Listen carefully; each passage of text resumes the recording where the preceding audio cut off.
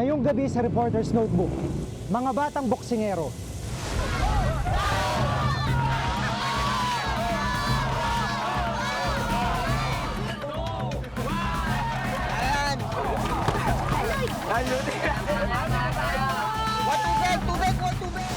At ang mga kaso ng election-related violence.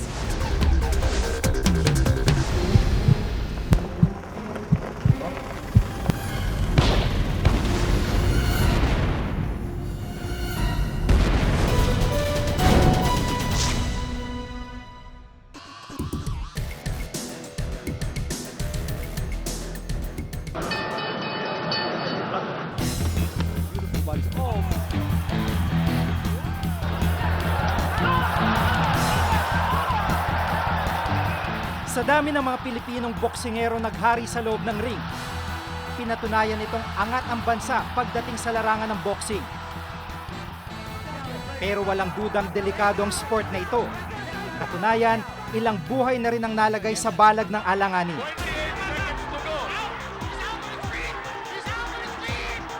Walang ayaw nang masising ang bata.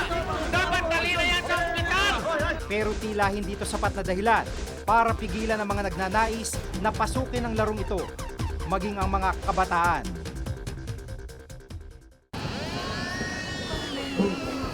Abala sa pagsasanay ng datna namin na magpinsang Angelo, 16 na taong gulang, at JR, 13 taong gulang.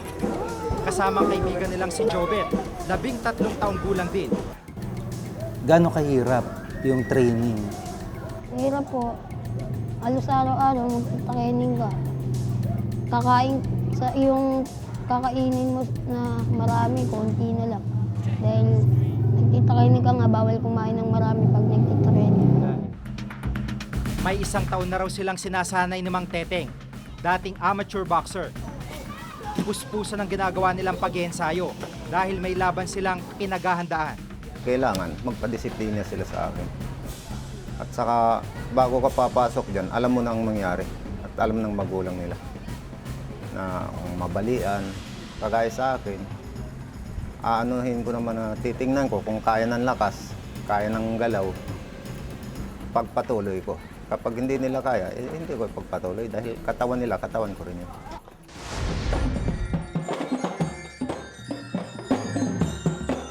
Ang pista ng San Ildefonso sa Navotas kung saan ang tampok sa laban ng boxing ay mga kabataan. Halos 10 taon ang ginagawa sa Navotas ang ganitong palaro. Sa araw na ito, muling sasabak sa boxing si Angelo. At ang kanyang magiging kasagupa ang 14 na taong gulang na si Jeric. Bago magsimula, tila kinakabahan si Angelo. Pero ang kalabang si Jeric, kampante lang. Nang magsimula ng laban, unti-unting nagkumpulan ng mga tao para sila'y panoorin. 2 minutong ibinigay na oras ng laban. Unang nagbitaw ng suntok si Angelo.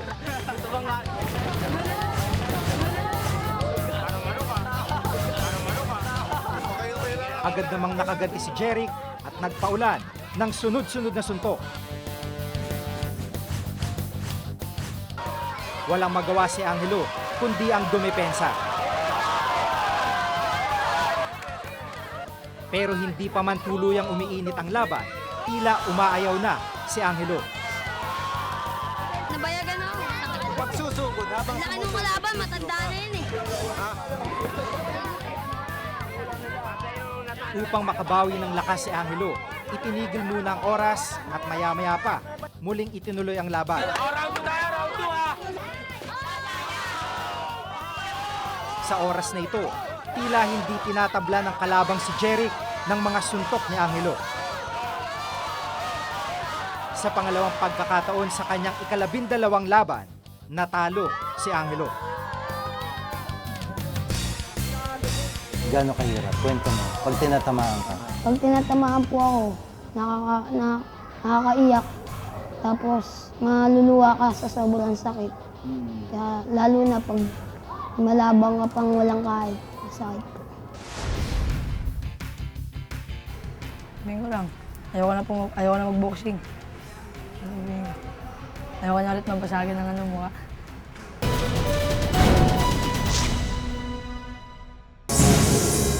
Anong nilalang nga bang nag-aabang sa kadiliman? Hindi lang isa kundi My God, ang kapal!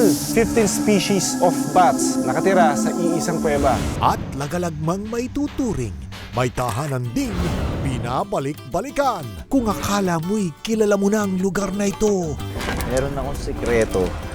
Ngayon ko lang sasabihin sa inyo. Ngayong Miyerkules sa Born to be Wild. Mas maaga na pagkatapos ng saksi.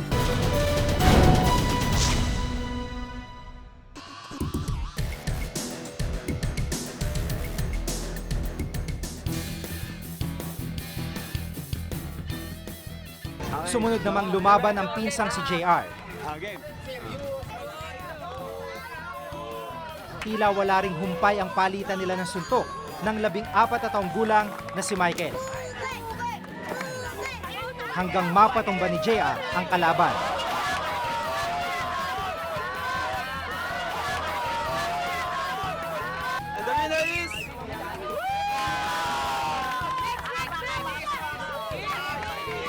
₱50 lang ang ibinabayad sa nananalong boksingero at walang ibinibigay sa natalo.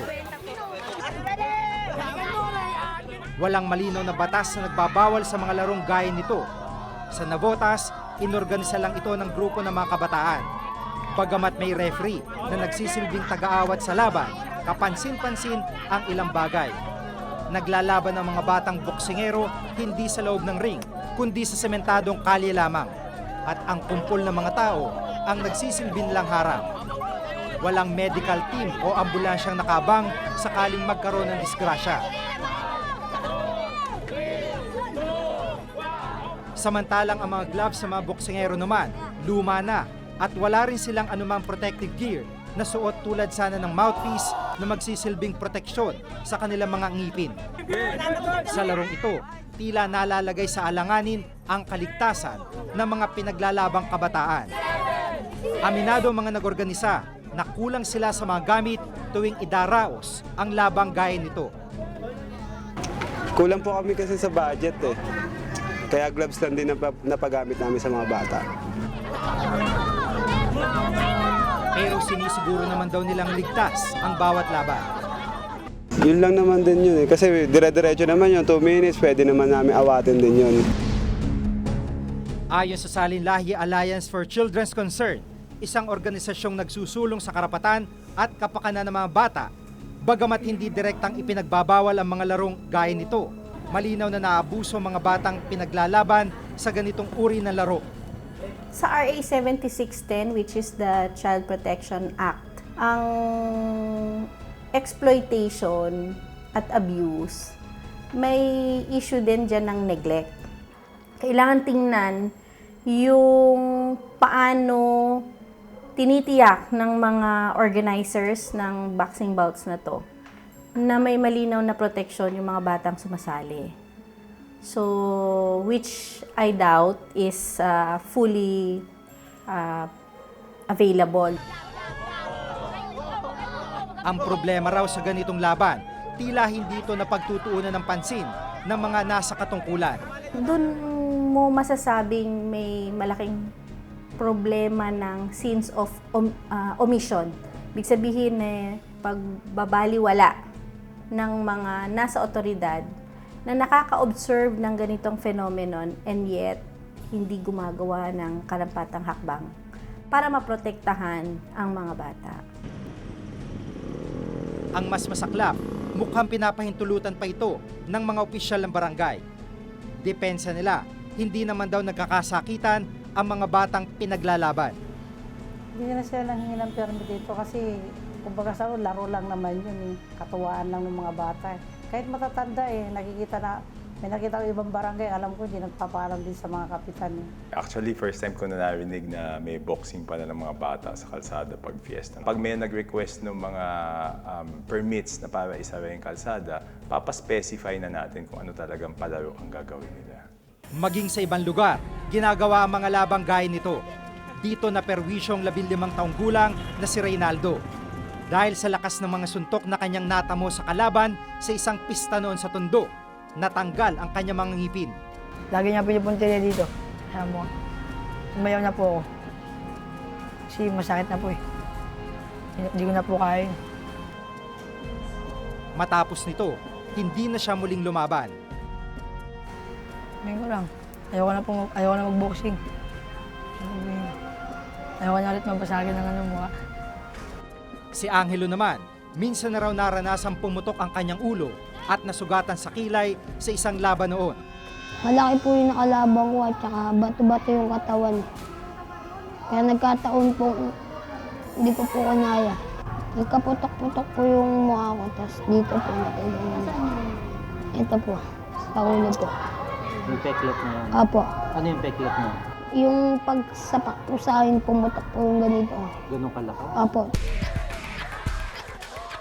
Walang dudang may panganib ang mga gantong uri ng laban, pero hindi raw ito nababantayan at tila pinapayagan pa.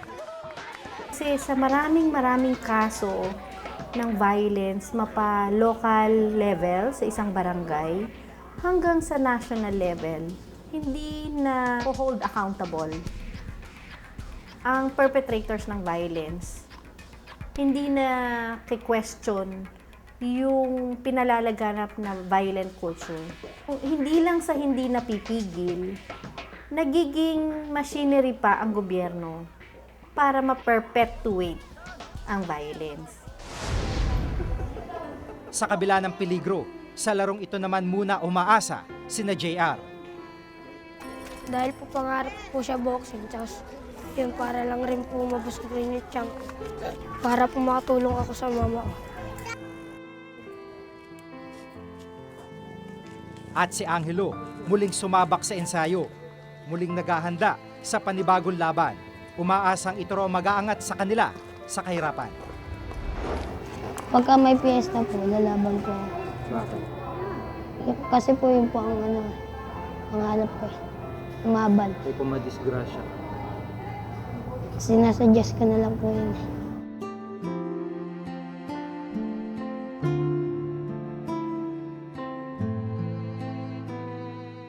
May panganib ang boxing. Pero kung pinapalala nito ang sitwasyon dahil sa mga kakulangan, tsak na naghihintay ang kapahamakan. Ako si Jiggy Manica.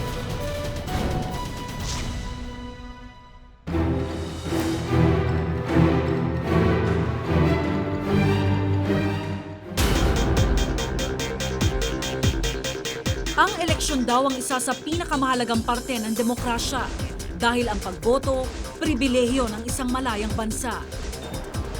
Pero sa Pilipinas, sinasabing kakambal ng kalayaang ito ang karahasan. December 28, 2009, tinambangan ang mga nakasakay sa convoy ng mga kandidato ng Nationalista Party ng Dingras, Ilocos Norte. Patay ang tumatakbo sa pagkakonsehal na si Joen Cañete. Malubhang nasugatan ang isa pang kandidato sa pagkakonsehal, 2 kasamang police escort at ilang taga-suporta. Kasama na si Mang Teodi. Pilay siya ngayon dahil sa 4 na tama ng bala na kanyang natamo. Wala na halos kaming alam na gawin sa nangyaring nabigla kami, hindi namin alam ang gagawin. Sa nangyaring narinig namin putok, halos sa 15 minutes na diretso yung putok yun. Ang tanging niyang nakikitang dahilan sa insidente, politika. Gusto nilang patayin ang grupo para wala na silang kalaban. Ganon lang naman ang motive nun. Wala silang ibang itinuturo kundi ang kanilang makakalaban sa darating na eleksyon. Si incumbent Mayor Merinette Gamboa umano ang nag-utos ng pagpapa-ambush.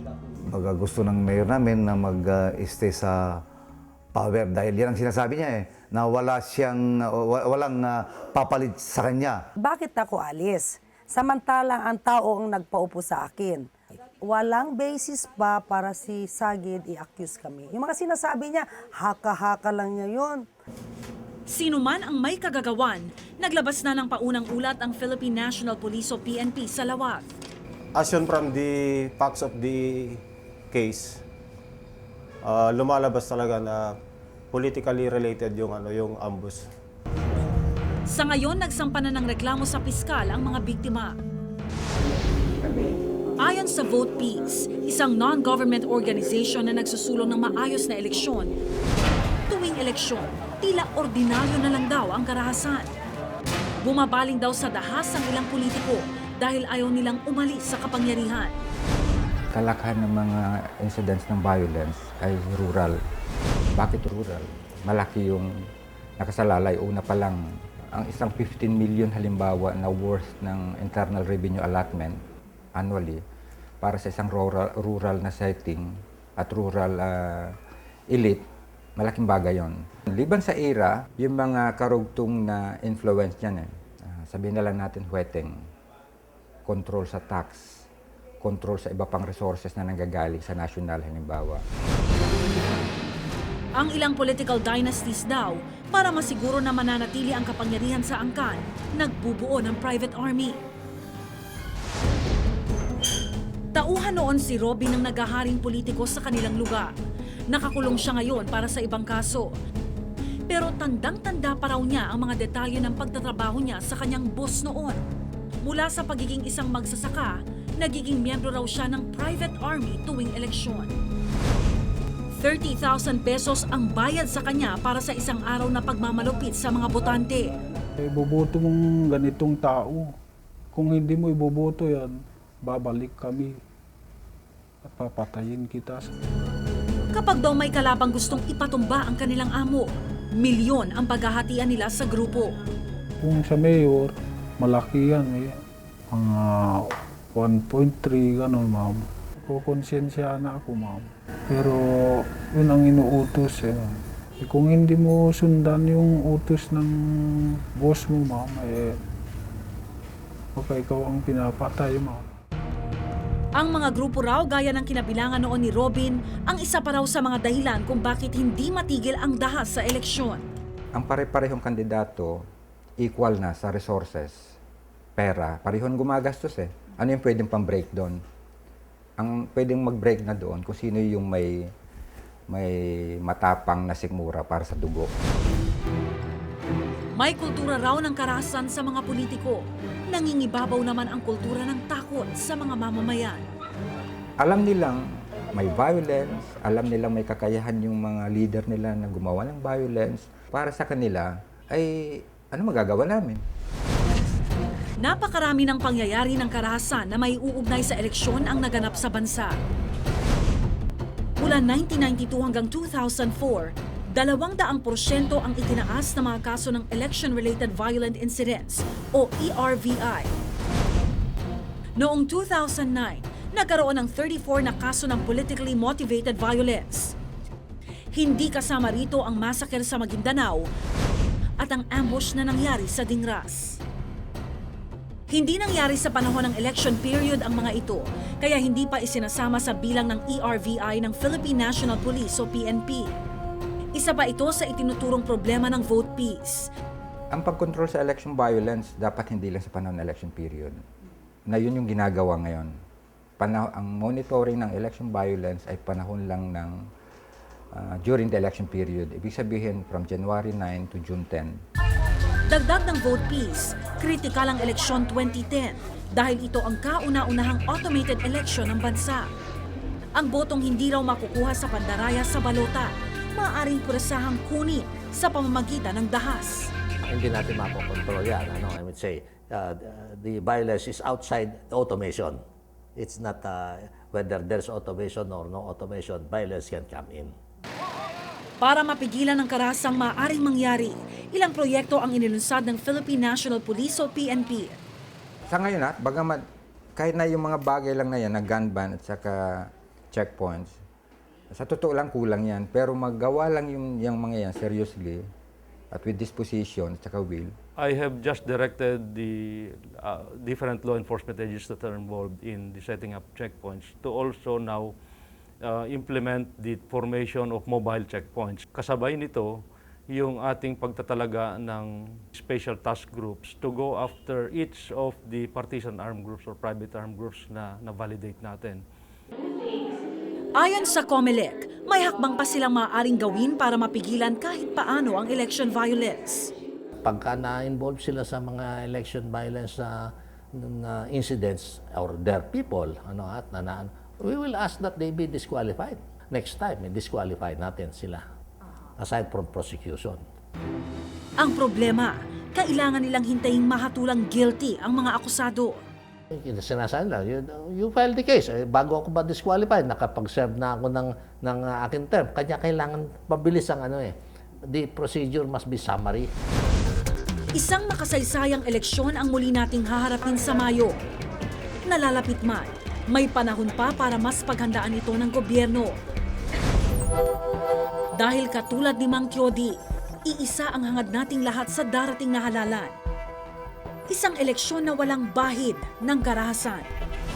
Ako si Rhea Santos at ito ang nakatala sa aking Reporter's Notebook.